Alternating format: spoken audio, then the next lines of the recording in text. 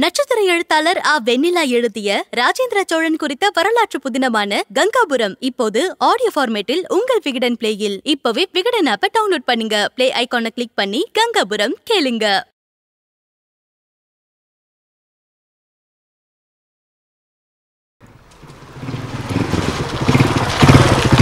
பாப்பா திவாகரங்கப்பா உள்ளதான் இருக்கேன்.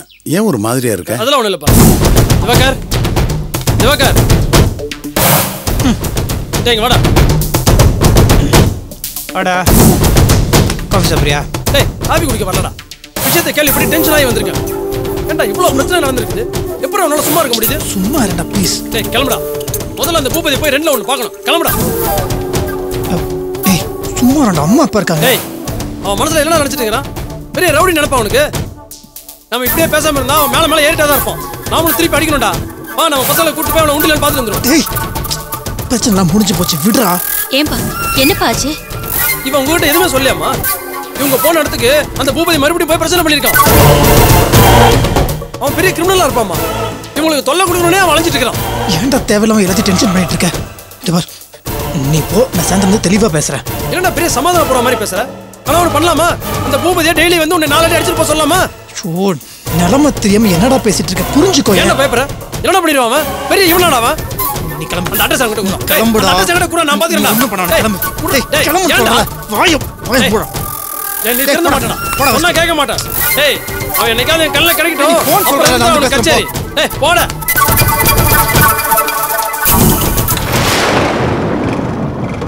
டேய் நில்லுடா. என்னடா இதெல்லாம்?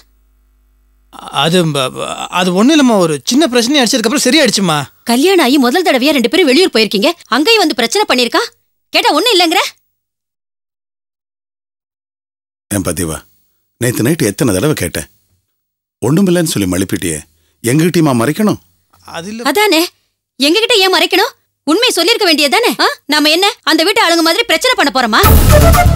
அவங்க என்ன சொன்னாலும் தலையெழுத்தேன்னு வாங்கிக்கிட்டு மூச்சு விடாம அமைதியா தானே இருக்கும். அப்புறம் ஏன் இப்படி பண்றாங்க? சரி துர்கா, அவன் ஏதோ நம்ம சங்கடப்படக்கூடாதுங்கிறக்காக மறைச்சிருக்கான். விடு. சரி, இவன் தான் மறைச்சா. மருமகளே தலையில தூக்கி வச்சுட்டு ஆடுறீங்களே, அவனாவது சொல்லிருக்க வேண்டாம்? அது அவன மாதிரி அவளும் நாம வருத்தப்படக்கூடாதுங்கிறக்காக சொல்லாம மறைச்சிருக்கா, வேற ஒண்ணு இல்ல. அடேங்கப்பா, நாம வருத்தப்படக்கூடாதுன்னு நினைக்கிறாளாக்கும். கேட்கும் போதே காதுல தேன் பாயிற மாதிரி இருக்கு. துர்கா, எதுக்குங்க என்ன அதட்டுறீங்க? ஒரே பையன், அவன் இப்படி இருக்கிறத பார்த்தா வருத்தமா இருக்காதா? எதுக்குங்க இந்த கல்யாணம்? நமக்கு பிடிக்குதோ இல்லையோ அதை விட்டுருங்க. தேடி கட்டிக்கிட்டவன் இவன், இவனாவது சந்தோஷமா இருக்கணும்ல. கல்யாணம் ஆனதுல இருந்து இந்த நிமிஷம் வரைக்கும் இவ கொஞ்ச நேரமாவது நிம்மதியா இருந்திருக்கானா?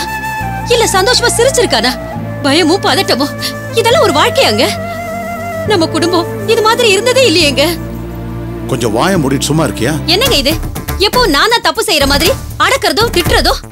கூட வேலை பாக்குறவங்க முன்னாடி அவமானப்பட்டு வந்திருக்கான். யாருங்க அடக்கிறது அந்த ரவுடி பையல? ஒரேடி ஆட்டம் போடுறான். துர்கா, நீ சொல்றது நியாயம்தான். ஆனா அதையே நினைச்சு நாம கஷ்டப்பட்டு கூடாங்கிற கதை சொன்னேன். என்ன பண்றது? பேசி பேசிதான் மனசை தேத்திக்கிறேன். சரி வா, உனக்கு வீசி வந்துச்சுன்னா அப்புறம் ரொம்ப தொந்தரவாயிரும். வா வா. என்னமோ போங்க.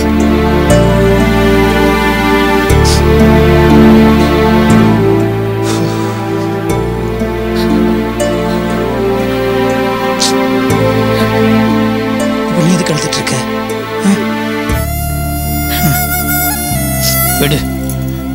இதை பார், நீ உள்ள போ, நான் பக்கத்துல கடை வரைக்கும் போயிட்டு வந்துடுறேன்.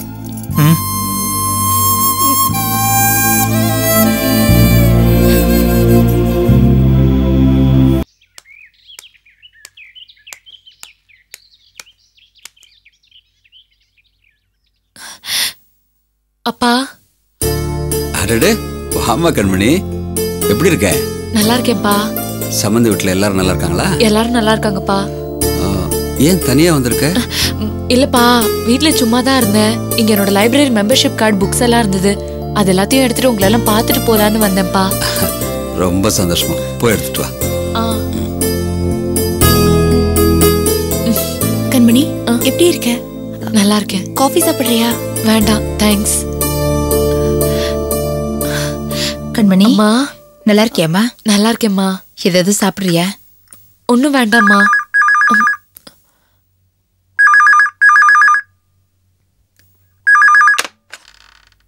ஹலோ கண்மணி, யார் பேசுறீங்க? கண்மணி, நான் சக்தி பேசுறேன்.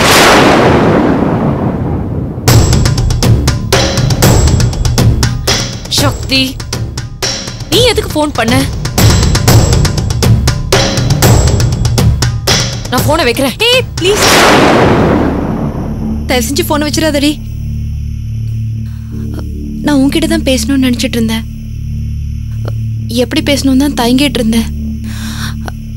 இப்போ அம்மா கிட்ட பேசலான்னு ஃபோன் பண்ணேன். நல்லவேளை நீயே ஃபோன் எடுத்துட்ட. தயவு செஞ்சு நான் சொல்றது கொஞ்சம் கேளுடி. உன் வீட்டுக்கார் பண்றது ரொம்ப தப்பு கண்மணி. திவாகர், அவங்க ஆஃபீஸ் ஸ்டாஃப் எல்லாரும் சேர்ந்து மகாபலிபுரம் போனாங்க. அவர் என்னையும் கூட கூட்டிட்டு போனாரு. திவாகரோட ஆஃபீஸ் ஸ்டாஃப் எல்லாம் சின்ன பார்ட்டி அரேஞ்ச் பண்ணியிருந்தாங்க. அது பூபதிக்கு எப்படி தெரிஞ்சதோ என்னமோ போலீஸ்ல கம்ப்ளைண்ட் கொடுத்து பெரிய பிரச்சனை பண்ணி விட்டுட்டாங்க. எனக்கு ரொம்ப அசிங்கமா போயிடுச்சு. தேடி தேடி நான் டார்ச்சர் பண்ணணும்னு திட்டம் போட்டு அலையிற மாதிரி இருக்கு. நான் பண்ணது தப்பாவே இருக்கட்டும், அதுக்காக இப்படியா பண்றது?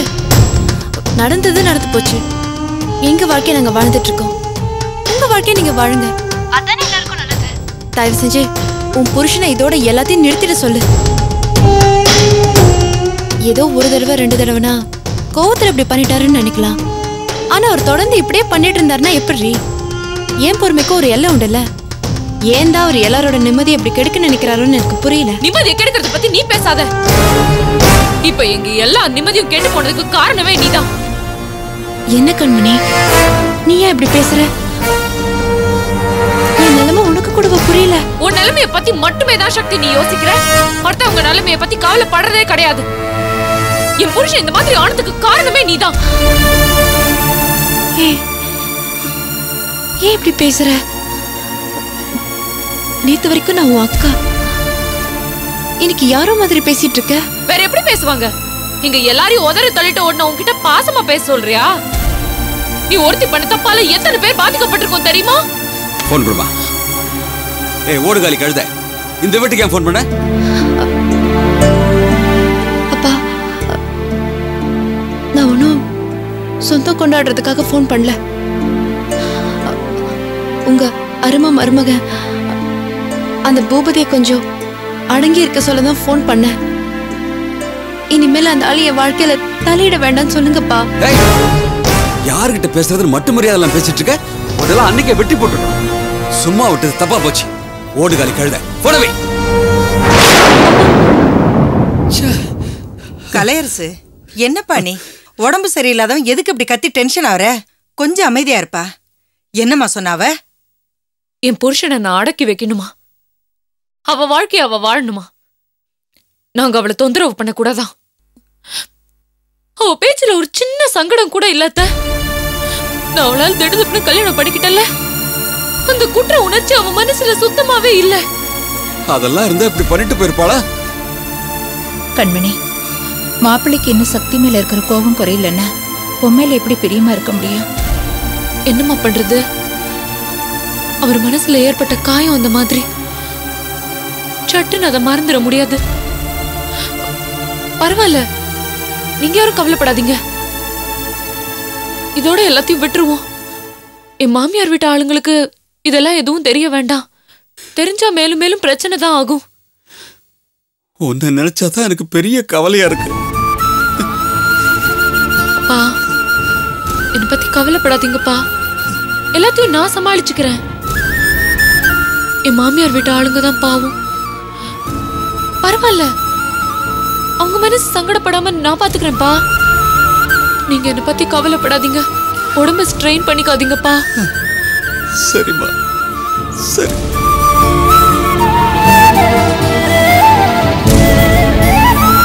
அந்த ஓடுகாலியால எவ்வளவு பிரச்சனை. பாவம் கண்மணி, சின்ன வயசுல கல்யாணம் பண்ணி வச்சிட்டோம். இவ்வளவு பெரிய பாரத்தை எப்படி சுமப்பா? இத்தனை பிள்ளைகளை பெற்று இவ்வளவு சம்பாதிச்சோம். எனக்கு கொஞ்சம் கூட நிம்மதியே இல்லாம போச்சு. எல்லாம் என் விதி, என் தலையெழுத்து. கலையரசு, என்னப்பா நீ? சார், இப்பதான் உடம்பு கொஞ்சம் கொஞ்சமா தேறிக்கிட்டு இருக்கு. நீ டென்ஷன் ஆகக்கூடாதுப்பா. நீங்க உடம்பு இவ்வளவு ஸ்ட்ரெயின் பண்ணிக்காதீங்க ப்ளீஸ். எனக்கு புரியுதுமா, என்ன என்ன பண்ண சொல்ற? என் வாழ்க்கையில நிம்மதி எல்லாம் போச்சு. நீங்க தப்பா நினைக்கலனா என் மனசுல உள்ளதை சொல்லட்டுமா? தப்பு உங்க மேல இருக்கு சார். சக்தி பத்தி அம்மா உங்ககிட்ட ஆரம்பத்திலே சொன்னப்ப நீங்க அதை அலட்சியப்படுத்திட்டீங்க. ஏன்னா சக்தி மேல உங்களுக்கு அவ்வளவு நம்பிக்கை. ஆனா அம்மாவோட வார்த்தை மேல உங்களுக்கு கொஞ்சம் கூட நம்பிக்கை இல்ல.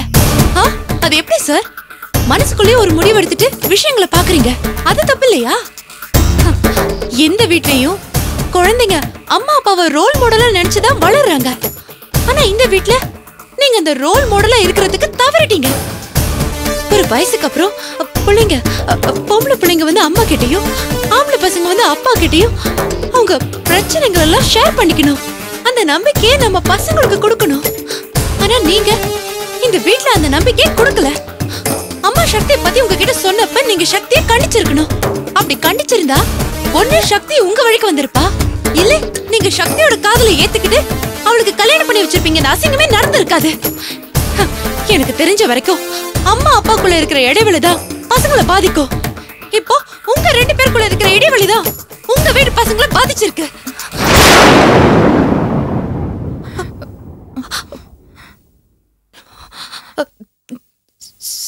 Sorry sir, sorry. உங்க வீட்டு பிரச்சனையில தலையிட்டு நான் கொஞ்சம் அதிகப்படியாவே பேசிட்டேன். சாரி. இந்த குடும்பத்து மேல எனக்கு இருக்கிற அக்கறையில தான் நான் இப்படி எல்லாம் பேசிட்டேன். ஏன் அம்மா அப்பாவும் இப்படிதான் சார், இப்படிதான் பேகி இருக்காங்க. அவங்களாலதான் நான் இப்படி எல்லாம் பாதிச்சிருக்கேன். அந்த ஆதங்கத்துலதான் இப்படி எல்லாம் பேசுறேன். எனக்கு இப்படி எல்லாம் பேசுறதுக்கு உரிமை இல்லை, ஆனா தகுதி இருக்கு. ஏன்னா நான் அந்த அளவுக்கு பாதிக்கப்பட்டிருக்கேன். அதனாலதான் நான் இப்படி எல்லாம் பேசினேன். என்னால உங்க குடும்பத்தை அந்நியமா யோசிக்க முடியல சார். ஏதாவது தப்பா பேசியிருந்தா என்ன மன்னிச்சிருங்க.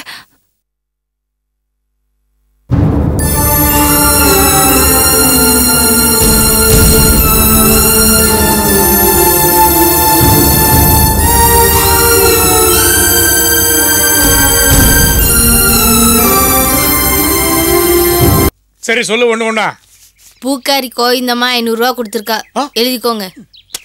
மாசத்துல இப்பதான் முதல் தடவையா ஒழுங்கா கொடுத்துருக்கா, எழுதிக்கோங்க. அப்புறம் அந்த மீன்பாடி வண்டிக்காரன் அவன் ஒரு 400 ரூபாய்.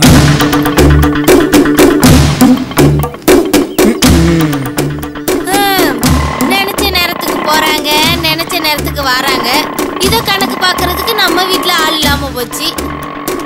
அங்கே என்ன பாத்திட்டு இருக்கீங்க? சொல்றதே எழுதுங்க. படிப்பு சொல்லி கொடுக்கிற மாதிரி சொல்லி கொடு போ.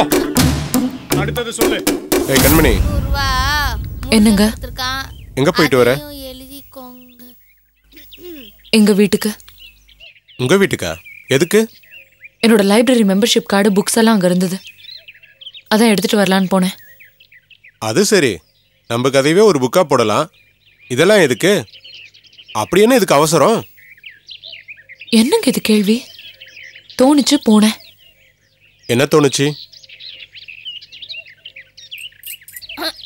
அந்த முருகன் கணக்கு எழுதியாச்சா? நான் கேக்குறேன்ல. கண்மணி, நான் கேட்டுட்டே இருக்கிறேன், நீ பாட்டுக்கு வந்துட்டே இருக்க. பதில் சொல்லிட்டு தானே வந்தேன். பதிலே சரியில்லையே. நான் ஆம்பளை, ஒரு அவுட்டிங் போகணும்னா ஃப்ரெண்டுங்களோட போவேன். நீ பொம்பளை. பொம்பளைங்களுக்கும் அந்த மாதிரி தோணும். ஆனா உங்களை மாதிரி ஊர் சுத்த முடியாது. ஒண்ணு கோவிலுக்கு இல்ல பிறந்த வீட்டுக்கு தான் போகணும். வேற எங்க போக முடியும்? அதான் எங்க வீட்டுக்கு போயிட்டு வந்தேன். என்ன நீ இன்னைக்கு நான் கேட்கறதுக்கெல்லாம் ஒரு டைப்பாவே பதில் சொல்ற? கேட்கறேன்ல, பதில் சொல்லு. நீங்க என்ன இப்படி வளைச்சு வளைச்சு கேள்வி கேக்குறீங்களே. நேத்துக்கு நீங்க எங்க போனீங்க, என்ன பண்ணீங்கன்னு எனக்கு சொல்றீங்க?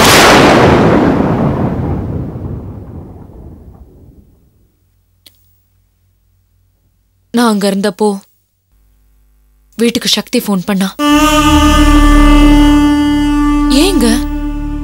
அதான் எல்லாம் முடிச்சு போச்சுல. அவங்கவங்க வழி அவங்கவங்க பாத்துட்டு போக வேண்டியதானே. ஏன் தேவையில்லாம அவங்க லைஃப்ல குறுக்கிட்டு தொந்தரவு பண்றீங்க?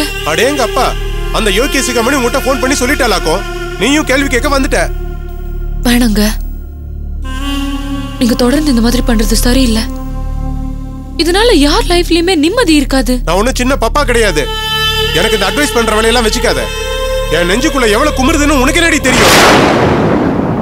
மனவர வரைக்கும் வந்து ஏமாந்த எனக்கு மனசுக்குள்ள எவ்வளவு கொந்தளிப்பு இருக்கும். ஆனா அவங்க மட்டும் எதுவுமே தெரியாத மாதிரி மகாபலிபுரத்துல வந்து ஜாலியா இருப்பாங்களாம். அதை பார்த்துட்டு என்னால எப்படி சும்மா இருக்க முடியும்? அதனாலதான் வேணும்னே நான் அவங்களை டிஸ்டர்ப் பண்ணுனேன். ஏங்க எதுக்கு இவ்ளோ கோவம்?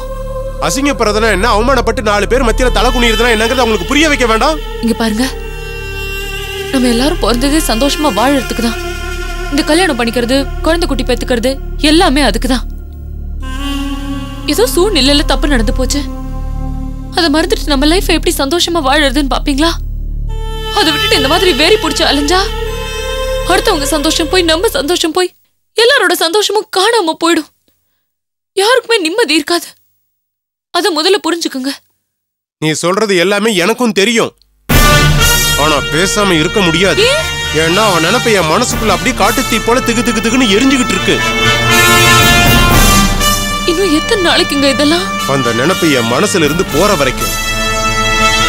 ஆனா அந்த நினைப்பு போகுமான்னு எனக்கு தெரியல.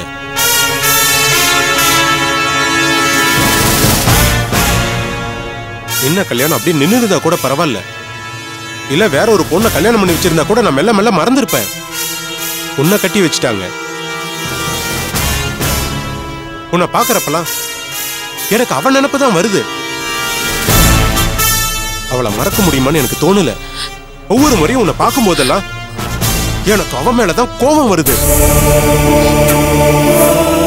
கடவுளே, அப்ப வாழ்க்கையெல்லாம் இப்படியே போக வேண்டியதானா? நம்ம லைஃப்ல நிம்மதின்னு ஒண்ணு இருக்கவே இருக்காதா? ஏன் இல்ல, நம்ம 2 பேருமே நினைச்சா அதுக்கு ஒரு வழி இருக்கு. என்ன வழி? நம்ம 2 பேருக்கும் ஒத்து வரலன்னு எழுதி கொடுத்து டைவர்ஸ் வாங்கிடுவோம்.